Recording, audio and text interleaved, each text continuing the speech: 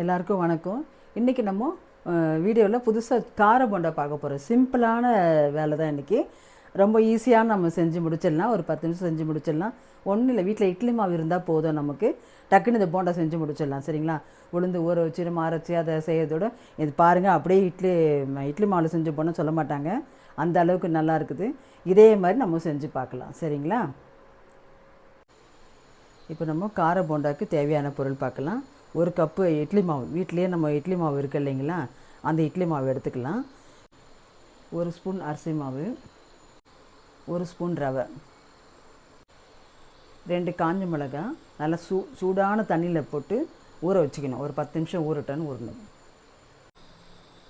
ஒரு 3 பல் பூண்டு, ஒரு கப்பு வெங்காயம் பொடியாக அரைஞ்சது, அரை கப்பு தேங்காய் நல்லா பொடியாக அரைஞ்சது.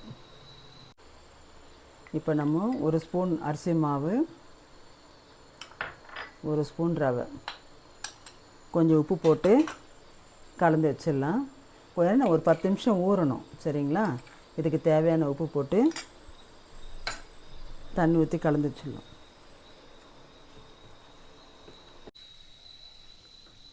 கொஞ்சம் தண்ணி ஊற்றி, ரொம்ப ஊற்றிடாதீங்க, நல்லா மிக்ஸ் பண்ணிக்கோங்க. இது ஒரு 10 நிமிஷம் ஊறட்டும். மிக்ஸ் பண்ணிவிட்டு ஒரு 10 நிமிஷம் ஊற வச்சுருங்க. அதுக்குள்ளே நம்ம காஞ்ச மிளகாய் ஊற வச்சுருக்கோம் இல்லைங்களா, அந்த காஞ்ச மிளகாவும் பூண்டும் நம்ம மிக்சியில் நல்லா நைஸாக அரைச்சிக்கலாம்.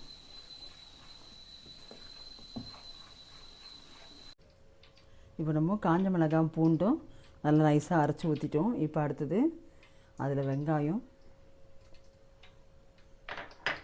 பூண்டு, ஒரு இது தேங்காய்,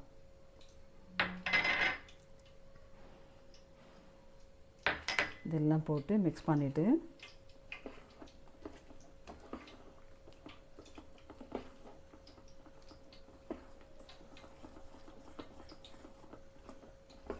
நல்லா மிக்ஸ் பண்ணிக்கோங்க.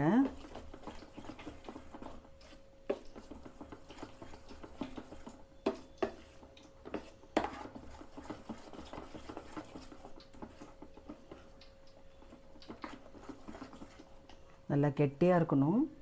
அப்போ தான்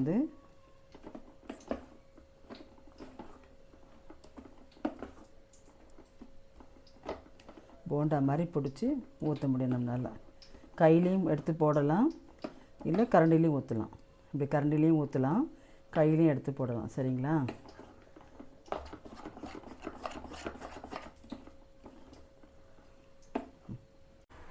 எண்ணெய் காஞ்சிச்சு. இப்போ நம்ம எப்படி ஷேப் வருது போட்டுக்கலாம்.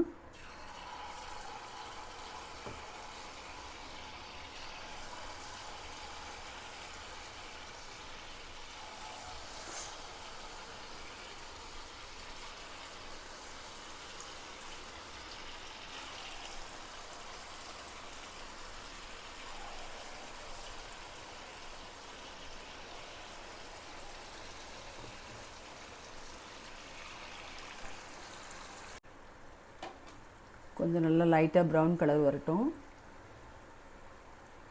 நல்லா கோல்டன் கலர் வந்தோன்னா எடுத்துருங்க. சூப்பராக போண்டா ரெடி ஆகிடுச்சிங்க. இதுக்கு நம்ம மேட்சிங்காக சட்னி, தேங்காய் சட்னி அரைச்சிங்கன்னா இன்னும் சூப்பராக இருக்கும். சாப்பிட்டு நல்லா முறுமுறுக்கு எங்கள் வீட்டில் எல்லாம் சாப்பிட்டு ரொம்ப சந்தோஷப்பட்டாங்க. நீங்களும் இந்த மாதிரி விரும்பி வீட்டில் செஞ்சு பாருங்கள். நீங்கள் டக்குன்னு யாருனா கெஸ்ட் வந்தாங்களோ, இல்லை அவசரத்துக்கு எதனா மழை காலத்தில் சாப்பிட்ணுமோ, ஈவினிங்கில் எதாவது சாப்பிடணும், டீ டைமில் சாப்பிட்ணுன்னு தோணுச்சுன்னா டக்குன்னு உளுத்தம்பரு ஊற வச்சு நீங்கள் அரைச்சி பண்ணுறது கூட இந்த மாதிரி அரிசி மாவு, இட்லி மாவு இருக்குது இல்லைங்களா வீட்டில், அதை டக்குன்னு எடுத்து இந்த மாதிரி நீங்கள் கலந்து செஞ்சிங்கனாக்கா ரொம்ப அருமையாக இருக்கும், டேஸ்ட்டாக இருக்கும். நீங்கள் அதெல்லாம் செஞ்சு பார்த்துட்டு எனக்கு கமெண்ட் பண்ணுங்கள்.